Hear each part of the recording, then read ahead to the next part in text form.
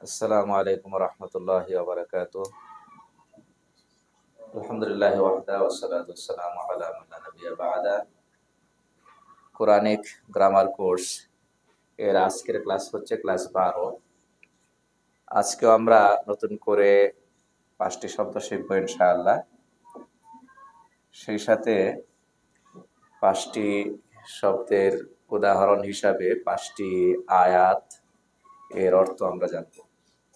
তো একই সঙ্গে আমাদের দুইটা ফায়দা হয়ে যাবে। নতুন শব্দ শেখা হবে, কোরআনে কারিমের কিছু মানে কয়েকটি আয়াতের অর্থ জানা হবে। তো আজকের প্রথম শব্দ হচ্ছে দুনিয়া। আজকের প্রথম শব্দ দুনিয়া। দুনিয়া এটা আমরা সবাই জানি। দুনিয়া দুনিয়া বাংলাতে ব্যবহার হয়। এর মূল হরফ হচ্ছে দাল নুন ওয়াও। অর্থ লেখা হয়েছে দুনিয়া, পার্থিব জগৎ।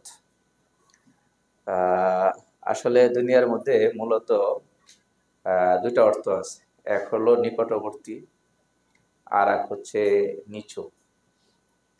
এর মধ্যে এই নিচু তার অর্থ আছে, আবার নিকটবর্তী হওয়ার অর্থ আছে। যেহেতু দুনিয়ার জীবন আগে আসে, এটা আমাদের কাছের জীবন, প্রথম আসে সিরিয়াল, এই হিসাবে এটাকে দুনিয়া বলা হয়। আবার আখেরাতের তুলনায় দুনিয়া সামান্য, দুনিয়া তুচ্ছ। এর মধ্যে এই নিচুতাটাও কি আছে। তো আমরা এর অর্থ করবো স্বাভাবিকভাবে দুনিয়া বা পার্থিব জগৎ। কোরআনে কারিমে দুনিয়া শব্দটি এসেছে 115 বার। তাহলে এটা আমাদের শিখতে হবে না। 115 বার ব্যবহার হয় একটা শব্দ, আমাদের আগে থেকে কি আছে, জানা আছে। আয়াত যেটা আসছে সূরা লোকমানের 33 নম্বর আয়াত, ফালা তাগুররান্নাকুমুল হায়াতুদ দুনিয়া ওয়ালা ইয়াগুররান্নাকুম বিল্লাহিল গরুর। ফা আগের কথার সাথে সম্পর্ক, আগের কথার ফলাফল। লা না, তাগুররান্না তোমাদেরকে যেন ধোকায় না ফেলে। কুম কুম মানে কি, তোমাদেরকে, তোমাদেরকে যেন ধোকায় না ফেলে। কিসে? আল হায়াতুদ দুনিয়া। আল হায়াত, হায়াত মানে কি, জীবন। দুনিয়া মানে পার্থিব, পার্থিব জীবন। তো এই পার্থিব জীবন, দুনিয়ার জীবন, এটা যেন তোমাদেরকে ধোকায় ফেলে না দেয়। ওয়ালা ইয়াগুররান্নাকুম বিল্লাহিল গরুর। ওয়া এবং লা না, ইয়াগুররান্না ধোকায় ফেলে, মানে লা ইয়াগুররান্না ধোকায় না ফেলে না দেয়, কুম মানে তোমাদেরকে, বিল্লাহি বি এখানে আমরা প্রতি বলতে পারি বা ব্যাপারে বলতে পারি। বিল্লাহি মানে আল্লাহর ব্যাপারে। আল গরুর, ওখানে এই যে তা গরান্না, তারপরে এখানে ইয়া গরান্না, এটা মূলত এই গরুর শব্দ থেকে আসছে, গরুর থেকে আসছে। এই গরুর থেকে আর একটা শব্দ হলো গারুর, জ্ঞানের উপর জবর দিয়া। গরুর মানে ধোঁকাবাজ, প্রতারক। আগে বলা হয়েছিল তোমাদেরকে যেন প্রতারিত না করে দুনিয়ার জীবন, পার্থিব জীবন, ধোঁকা না দেয় বা প্রতারিত না করে দুনিয়ার জীবন। এরপরে বলা হয়েছে পরের বাক্যে যে তোমাদেরকে যেন আল্লাহর ব্যাপারে প্রতারিত না করে, ধোকায় না ফেলে দেয় আল গরুর, প্রতারক। আল গরুর মানে কি, প্রতারক, ধোকা প্রদানকারী।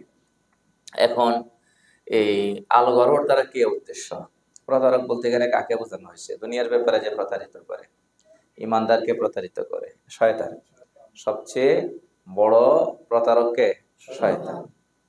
তো আল্লাহ তাআলা এখানে সতর্ক করেছেন যে শয়তান সে তোমাদেরকে ধোঁকায় ফেলে দিতে পারে, এই ব্যাপারে তোমাদেরকে সাবধান থাকতে হবে।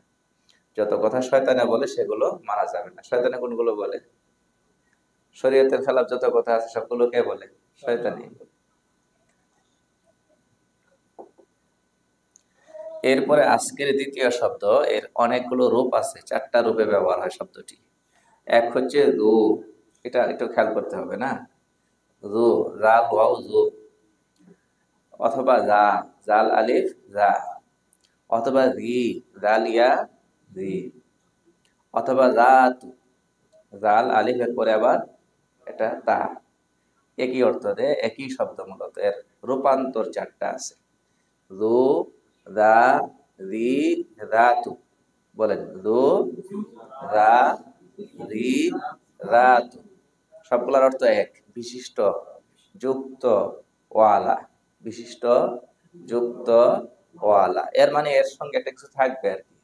কি বিশিষ্ট, নাকি হ্যাঁ, মাথা বিশিষ্ট, হাত বিশিষ্ট, পা বিশিষ্ট, এরপরে একটা কিছু কি লাগবে, একটা শব্দ থাকতে হবে, বোঝাই যাচ্ছে, ব্যবহারের মধ্যে আসবে। তাহলে দু দা দি দাতু, দু দা দি দাতু অর্থ কি? বিশিষ্ট, যুক্ত, ওয়ালা। এই শব্দগুলো এই বিভিন্ন রূপে ব্যবহার হয়েছে 115 বার, 115 বার। এখানে সূরা বাকারার 243 নম্বর আয়াতটি আনা হয়েছে, ইন্নাল্লাহা লাযু ফাদলিন আলান নাসি ওয়ালাকিন্না আকসারান নাসি লা ইয়াশকুরুন। ইন্নাল্লাহা অর্থ কি হবে? নিশ্চয় আল্লাহ। ইন্নাল্লাহা নিশ্চয় আল্লাহ। লামটা কথাকে শক্তিশালী করার জন্য, জোরদার করার জন্য। এরপরে যে আছে জো, এই জোটাই আমাদের আজকের দ্বিতীয় শব্দটি। জো মানে কি হবে? ওয়ালা বা বিশিষ্ট, না? আচ্ছা জি। তো ফাদলিন, ফাদ আমরা গত ক্লাসে মনে হয় বলেছিলাম, দোয়াতটাকে আমরা বাংলাতে, আমাদের বাংলা ভাষায় বর্গীয় স দিয়ে আমরা উচ্চারণ করে থাকি, না? হ্যাঁ, কারণ নাম যদি থাকে আবুল ফজল, আমরা বলি কি আবুল ফজল, আমরা আল্লাহর ফজলে ভালোই আছি। এটা ফজল, এটা বাংলা ফজল, আরবিতে কি ফজল, বিফাদ্দিল্লাহ, আল্লাহর ফজলে। তো এটা আমাদের বাংলাতে ব্যবহার আছেই বলা যায়, শুধু উচ্চারণের মধ্যে সামান্য একটু বিকৃতি হয়েছে। তো জু ওয়ালা, ফাদলিন মানে অনুগ্রহ, করুণা, অনুগ্রহ।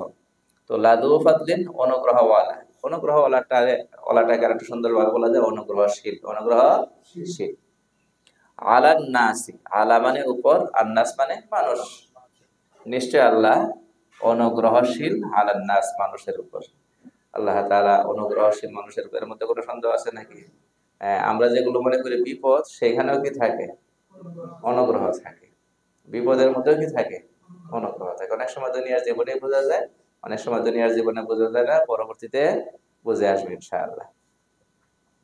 ওয়ালাকিন্না আকসারান নাসি লা ইয়াশকুরুন। ওয়ালাকিন্না, ওয়া এবং লাকিন্না মানে কিন্তু, লাকিন্না মানে কিন্তু, লাকিন্না কিন্তু, এভাবে শিখে ফেলবো আমরা। যখন দিল এবং মুখ একসাথে করে, দিল এবং জবান একসাথে করে উচ্চারণ করব, তখন আমাদের এগুলো মেমোরাইজ হয়ে যাবে শব্দগুলো। এগুলো আমাদের হিসাবের বাইরে শেখা হচ্ছে। কোনগুলো? আয়াতের তরজমা করতে গিয়ে যে শব্দগুলো শিখতেছি, এগুলো আমাদের হিসাবের বাইরে। ওয়ালাকিন্না কিন্তু, আকসার, আকসার মানে অধিকাংশ, আকসার মানে কি অধিকাংশ।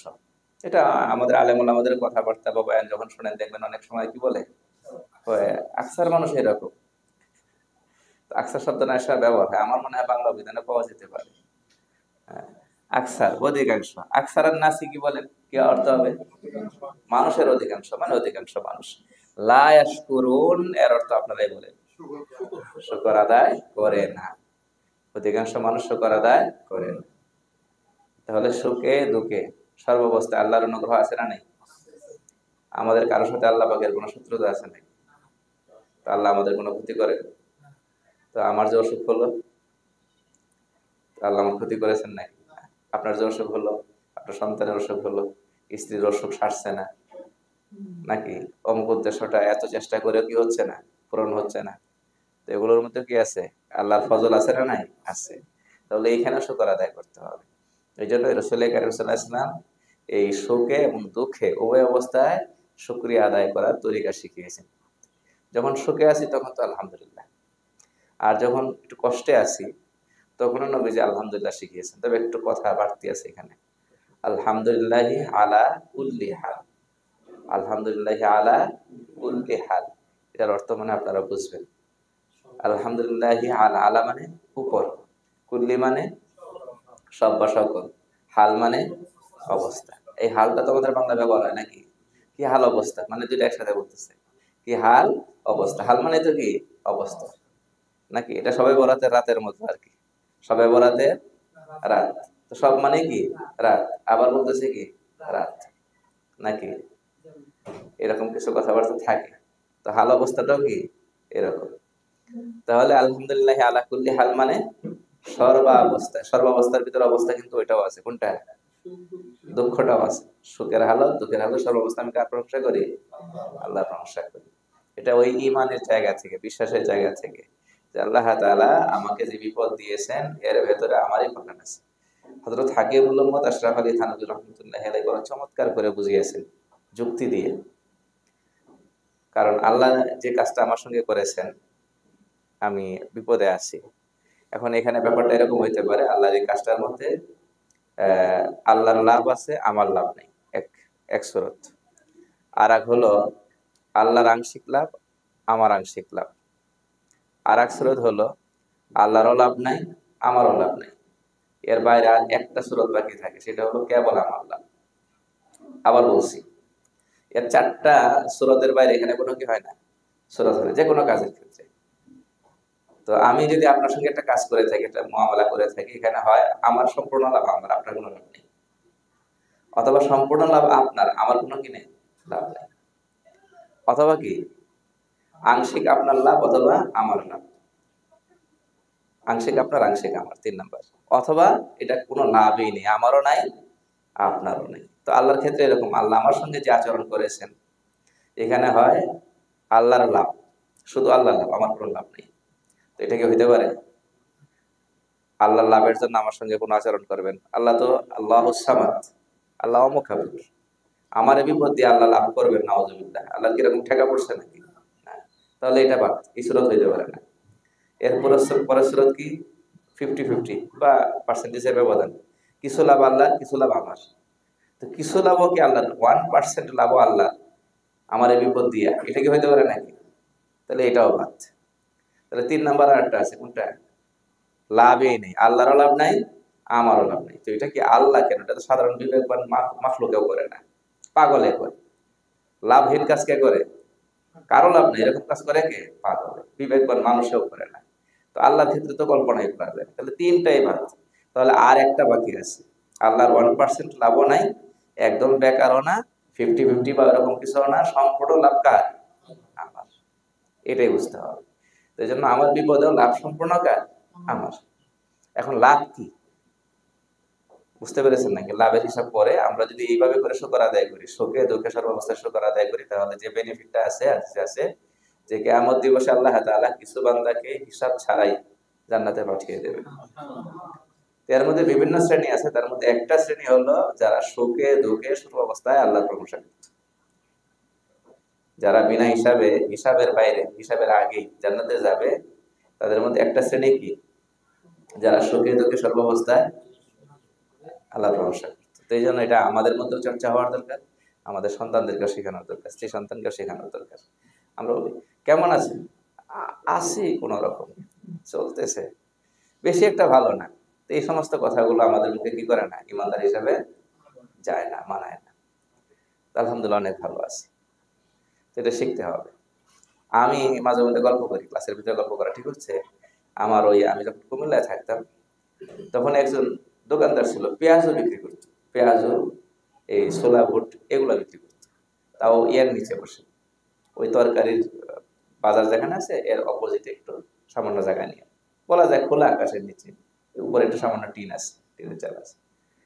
আল্লাহর বান্দা সবসময় যতদিন জিজ্ঞাসা করেছি, ও নামাজ পড়তো 5 ওয়াক্ত মসজিদে এসে, রমজানে আমি তাফসীর করতাম, সেখানে প্রতিদিন তাফসীরে বসতাম।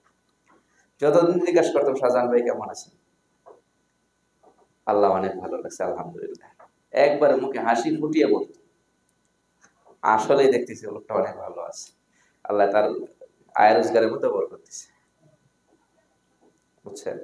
তো এই জন্য এটা মুখে হাসি ফুটিয়ে বলতে, আমি ওই কথাটা ওখান থেকে আনতে চাচ্ছি আর মুখের কথা না, এটা কোথেকে আসতে হবে? অন্তর থেকে। আল্লাহ সর্বাবস্থায় কি রাখছেন? ভালো রাখছেন। আরো তো দুরাবস্থায় থাকতে পারতাম, আর দুরাবস্থায় থাকলে এটার বেনিফিট আছে আখিরাতে আমার জন্য, দুনিয়াতে আল্লাহ অনেক সময় দিয়ে দেন। ওয়ালাকিন্না আকসারান নাসি লা ইয়াশকুরুন, কিন্তু অধিকাংশ মানুষ শুকর আদায় করে না। আল্লাহ আমাদেরকে সতর্ক করেছেন এই দলের অন্তর্ভুক্ত হয় না। সীমিত মানুষ শুকর বুঝায়, তোমরা তাদের অন্তর্ভুক্ত হয়।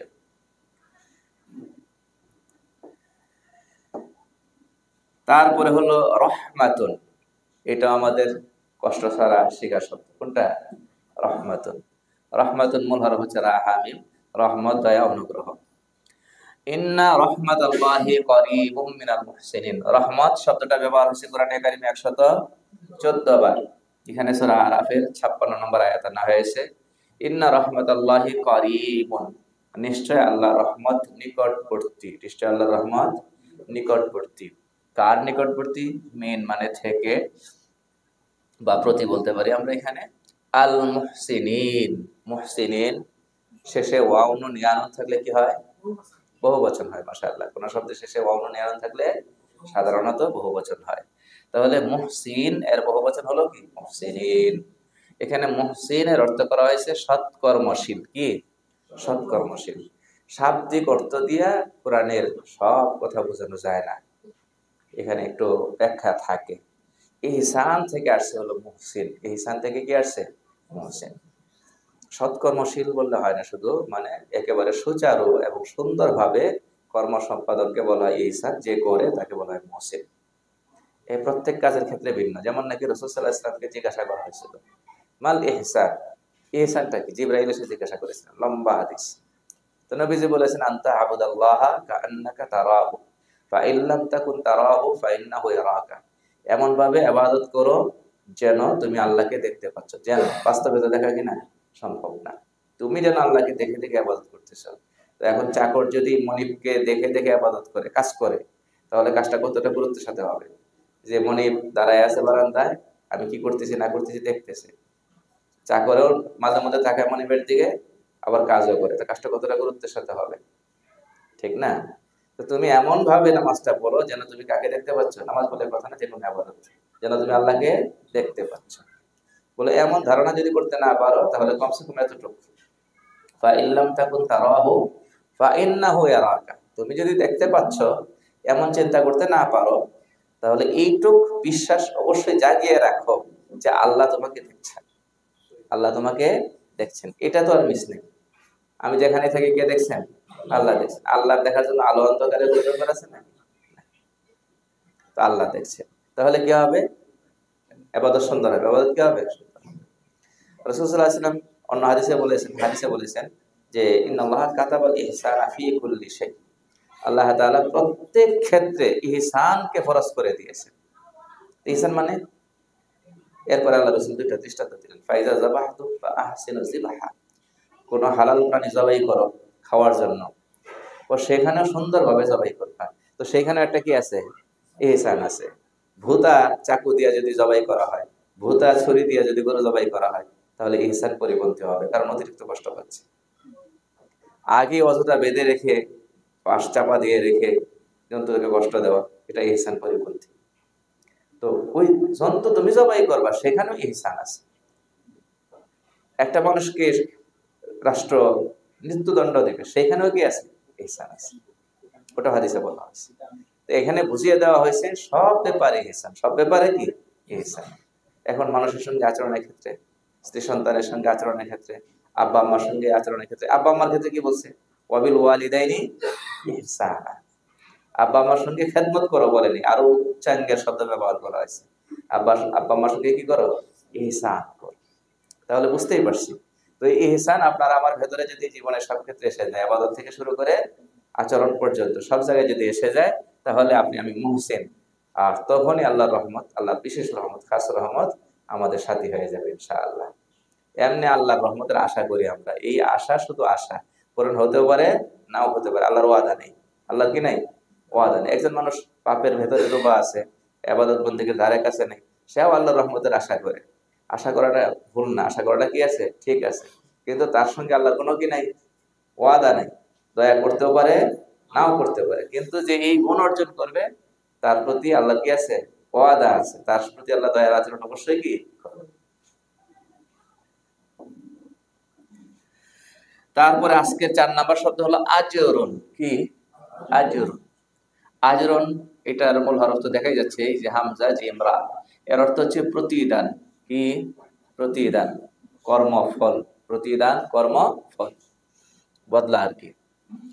এটা কোরআনে কারিমে আসছে হলো 105 বার। আল হাদীদ এর 11 নম্বর আয়াত এখানে আনা হয়েছে, মান যাল্লাযী ইউকরিদুল্লাহা করদান হাসানান ফায়ুদাইফাহু লাহু ওয়া লাহু আজরুন কারীম। এখানে সুন্দর একটা কথা বলা হয়েছে, মান যাল্লাযী, মান মানে কে, মান মানে কে, যা মানে সে, কে সে, কে সে, যা মানে ওই যে আগে গেছে না, জো যা, জো ফাদ্দিন পড়ছেন না, এখানে 4টা রূপ ছিল না, তার মধ্যে একটা ছিল কি, যা। যা ছিল না একটা, এই যা এসে গেছে। মান যা, মান যা, এরপর আবার আল্লাহ জি আছে। এখানে আমরা একবার তরজমা করে দিব, মান জাল্লাযী, কে সে, কে সে। ইউকরিদু, ইউকরিদু করস থেকে। এই যে আমি একটু আগে বলছিলাম দোয়াতকে আমরা বাঙালিরা উচ্চারণ করি বর্গীয় জ দিয়া, এটা আরবি শব্দ করত, করস, করত, কিন্তু আমরা বলি কি করস। তো মান জাল্লাযী ইউকরিদু, কে সে যে করস দেবে, ঋণ দেবে, কাকে, আল্লাহ, আল্লাহকে। কে সে যে ঋণ দেবে কাকে, আল্লাহ। আল্লাহ ঋণের দরকার হয়েছে। কে সে যে ঋণ দেবে কাকে, আল্লাহকে। কেমন ঋণ, আল্লাহর কাছে আবার ছোট্ট চাওয়া যাবে নাকি, না। করদান হাসানান, করদান হাসানান, করদান হাসানান মানে উত্তম ঋণ, উত্তম ঋণ। আমরা আলহামদুলিল্লাহ আমাদের মুসলিম সমাজে কর্জায় হাসানা, কর্জায় হাসানা বলে একটা কথা কি পরিভাষা চালু আছে, চালু হওয়ার দরকার না, সুদবিহীন আর কি। আর আল্লাহর সঙ্গে যেটা হবে তো সুদবিহীনই হবে না। আচ্ছা, কে সে যে আল্লাহকে ঋণ দেবে, করদান হাসানান উত্তম ঋণ, সুন্দর ঋণ, সুদমুক্ত ঋণ। তো আল্লাহকে কি আর সরাসরি দেওয়া সম্ভব নাকি? আল্লাহর বান্দাকে দেওয়া মানে কাকে দেওয়া, আল্লাহকে দেওয়া। আল্লাহর বান্দাকে দেওয়া মানে আল্লাহকে দেওয়া। ফায়ুদাইফাহু, ফায়ুদাইফাহু, ফা আগের কথার ফল, ইউদাইফা বৃদ্ধি করা, বহুগুণ বৃদ্ধি করা। ফায়ুদাইফাহু, সেই ঋণকে আল্লাহ পাক বহুগুণ বৃদ্ধি করে দেবেন, লাহু, তার জন্য, মানে আল্লাহকে ফিরিয়ে দেবেন, তাকে ফিরিয়ে দেবেন। তবে যতটুকুন দিয়েছে তারা বহুগুণ বৃদ্ধি করে দিবেন। ফায়ুদাইফাহু, আল্লাহ তাআলা সেটাকে বৃদ্ধি করে দেবেন, বহুগুণ বৃদ্ধি করে দেবেন, লাহু, তার জন্য। ওয়ালাহু, এবং তার জন্য নির্ধারিত, ওয়া এবং লাহু, লাহু মানে তার জন্য না, এটা তো আপনারা জানেন, লাম জন্য, হু তাকে বা তার, লাহু তার জন্য, আজরুন, লাহু আজরুন, তার জন্য, তার জন্য বরাদ্দ, তার জন্য রয়েছে, আজরুন প্রতিদান, কারীমুন সম্মানজনক, কারীমুন সম্মানজনক, এখানে তরজমা করা হয়েছে মহা, মহা প্রতিদান। আল্লাহর তরফ থেকে যে প্রতিদান দেওয়া হবে এটা পরিমাণের দিক থেকেও মহা বিশাল হবে, আবার এটা সম্মানজনক হবে, কি হবে, সম্মানজনক হবে। তাহলে এই করদায়ে হাসানা এটা আসলে আজকাল সমাজ থেকে উঠে গেছে অনেকটাই। দুই পক্ষেরই এখানে সমস্যা আছে। গ্রহীতার সমস্যা বেশি, নিলে পরে টাইম টেবিল কি থাকে না, ঠিক থাকে না, ঠিক মতো দেয় না, এই সমস্যাটা বেশি। তো এই জন্য দাতারা দিতে ভয় পায়, এটা একটা বড় কারণ কিন্তু। আর অনেকেই এমনিতে দিতে আগ্রহ বোধ করে না। ঋণ দিলে সাদাকা সমান সব পাওয়া যায়, সময় বাড়িয়ে দিলে, সময় বাড়িয়ে দিলে সব তো বাড়ি, মানে আপনি যে সময় বাড়িয়ে দিয়েছেন এতে দানের সব পাবেন এক। আর সবচেয়ে বড় কথা হলো হাসরের মাঠে যে আল্লাহর বিশেষ ছায়ায়, আর সে ছায়ায় যে জায়গা পাবে কয় শ্রেণীর মানুষ, সবাই বলবেন 7 শ্রেণীর, অনেকেই বলবে 7 শ্রেণীর। এটা এক হাদিসে 7 শ্রেণীর কথা বলা হয়েছে, সর্বসাকুল্যে 7 শ্রেণী না। যেমন জান্নাতের সুসংবাদ, সুসংবাদ প্রাপ্ত, দুনিয়াতে, দুনিয়াতে জান্নাতের সুসংবাদ পেয়েছে কতজনে, হ্যাঁ 10 জন। হ্যাঁ, এই 10 জন মানে এক মজলিসে আল্লাহ রাসূল 10 জনের নাম নিয়েছেন। মোট বা সর্বসাকুল্যে কতজন না, 10 জন না, এর বাইরেও কি আছে, আছে। এই 10 জনের মধ্যে ফাতেমা রাদিয়াল্লাহু আনহা কি আছে, কথা বলেন না। তো ফাতেমা রাদিয়াল্লাহু জান্নাতের সুসংবাদ প্রাপ্ত না, নবীজি বলেছেন না, ও ফাতিমাতু সাইয়্যিদাতু নিসাই আহলিল জান্নাহ, বলা হয়েছে না, জান্নাতের নারীদের সর্দার হবে। তো জান্নাতে না গিয়ে, হ্যাঁ বুঝতে পেরেছেন, আরো আছে। খাদিজা রাদিয়াল্লাহু তাআলা জান্নাতি হবেন, আছে না, জান্নাতে ওনার জন্য যে ঘর বানিয়ে রাখছেন আল্লাহ, সেটার বিবরণ হাদিসে আসছে, অবশ্যই জান্নাতি। ওই 10 জনের মধ্যে আছে নাকি? তো হাশরের মাঠে আল্লাহ পাকের বিশেষ ছায়ায় যারা জায়গা পাবে 7 শ্রেণীর মধ্যে সীমাবদ্ধ না, এর বাইরেও আছে। এই বাইরে যারা আছে তাদের মধ্যে একজন ওই যে মানুষকে ঋণ দেওয়ার পরে সময় বাড়িয়ে দেয়, কি করে, সময় বাড়িয়ে দেয়, সময় মতো দিতে পারতেছেন একটু সময় বাড়িয়ে দেয়, যে আপনি আরো 2 সপ্তাহ পরে দেন, আগামী মাসে দেন। তো এটা হাদিসে আছে, কথা বুঝতে পেরেছেন। এই জন্য আমরা মালের হেফাজত তো জরুরি, সেটা আর এক জিনিস। আপনার যদি আশঙ্কা থাকে যে এই মানুষটা যদিও হাওলাত বা ঋণের নাম করে চাচ্ছে, কিন্তু আমি, আমার এই টাকাটা দরকার, আর তারে দিলে পরে আমি পাবো না, তো এই আশঙ্কা থাকলে আপনি দিতে পারতো না বা দেওয়া জরুরি না। কারণ মাল, জানমালের হেফাজতের ব্যাপারটা শরীয়তে কি গুরুত্বপূর্ণ। আর যদি অল্প সামান্য কিছু চায়, লোকটারও দরকার আছে, দিতে পারুক বা না পারুক, আমি দানের নিয়ত করে দিয়ে দিলাম, দিলে দিল, না দিলে সেটা তো আরো উঁচু হিম্মতের কথা। পরিমাণটা যদি আপনার এর ভিতরে হয় যে এইটুকু আমি এমনি দান করতে পারি, সেটা ভিন্ন জিনিস। আর একটা মানুষ যদি বাস্তবে হয় তার টাকার প্রয়োজন, আপনি দিতে পারতেছেন এবং ধারণা করা যায় সে অবশ্য সময় মতো কি করবে, ফিরিয়ে দিবে, কিন্তু যে কোনো কারণে দিতে পারতেছেন, সময় বাড়িয়ে দিলেন, তখন এই সবের নিয়তটা করবে ইনশাআল্লাহ। মাঝে মাঝে একটু কথা বলে গেলে সমস্যা নাই তো, এই আয়াতগুলোর অর্থটা ব্যাখ্যাটা একটু জানলে তো ভালো। আচ্ছা, এল এল এল বা জ্ঞান, না এল বা জ্ঞান, এখানে 105 বার দেখানো হয়েছে এল শব্দটার ব্যবহার। সূরা বানী ইসরাঈলের 36 নম্বর আয়াত আনা হয়েছে। এখানেও জীবনের একটা মূলনীতি এসে গেছে। আমি ভাবছিলাম আজকে ক্লাস খুব অল্প সময় শেষ হবে, তারপরে লম্ব হয়ে গেল। ওয়ালা তাকফু মা লাইসা লাকা বিহি ইলম ইন্না সামআ ওয়াল বাসারা ওয়াল ফুআদা কুল্লু উলাইকা কানা আনহু মাসউলা। এটা এত গুরুত্বপূর্ণ একটা আয়াত বর্তমান সময়ের জন্য। ওয়ালা তাকফু, ওয়া এবং লা মানে না, তাকফু মানে পেছনে পড়া, লা তাকফু পেছনে পড়ো না, পেছনে পড়ো না। আচ্ছা, মা কিসের পেছনে পড়ো না? মা মানে যা, মা মানে যা। লাইসা মানে নেই, লাইসা মানে কি বলেন? লাইসা মানে নেই, লাইসা মানে নেই। লাকা তোমার, তোমার জন্য মানে তোমার। বিহি, বিহি মানে বি আর হি, বিহি এই বিষয়ে। এলমন মানে এল, তুমি পেছনে পড়ো না ওই বিষয়ের যে বিষয়ে তোমার ইলম নাই। ইলম মানে কোন জ্ঞান? ইলম মানে কোন জ্ঞান? হ্যাঁ, ইলম মানে হচ্ছে একেবারে প্রমাণিত জ্ঞান, যে জিনিসটা আপনি আদালতে প্রমাণ করতে পারবেন, এতটা ভালো করে আপনি কি করে জানেন, এটা হচ্ছে আপনার ইলম। আমরা কিতাবের ভাষায় ইলমের বাইরে আরো অনেকগুলো লেভেলের কথা পড়ি, ঠিক আছে? আপনার হলো 50-50 ধারণা, এটা ইলম না। 90 ভাগ ধারণা, তাও এটা কি না ইলম। 100 ভাগ আপনি নিশ্চিত এইটা এই। এখন দিন না রাত? এখন রাত, এটা আমাদের ইলম, এটা আমাদের কি ইলম। এখন আমরা কি করতেছি? ক্লাস করতেছি। কি করতেছি? ক্লাস করতেছি, এটা হলো ইলম, ঠিক আছে? আপনার বাসায় আপনার ছেলেটা এতক্ষণে বলে আসছিলেন যে একেবারে 10টা পর্যন্ত যেন পড়ার মধ্যে থাকে, তো আপনি জানেন যে আপনার ছেলে আপনার কথা শুনে, এই জন্য আপনি বলতে পারতেছেন যে কোথায় আছে, পড়ায় আছে। বলে আপনার ছেলে এখন কি করে? নিশ্চয়ই পড়ায় আছে, এটা আপনি বলতে পারবেন, এটা ইলম না। কারণ হতে পারে যে কোনো কারণে এখন কোথায় নাই, পড়ায় নাই, থাকে প্রতিদিন, আজকে যে কোনো কারণে নাই, আপনি তো দূরে আছেন, তাহলে এটা আপনার কি না ইলম না। বুঝতে পেরেছেন?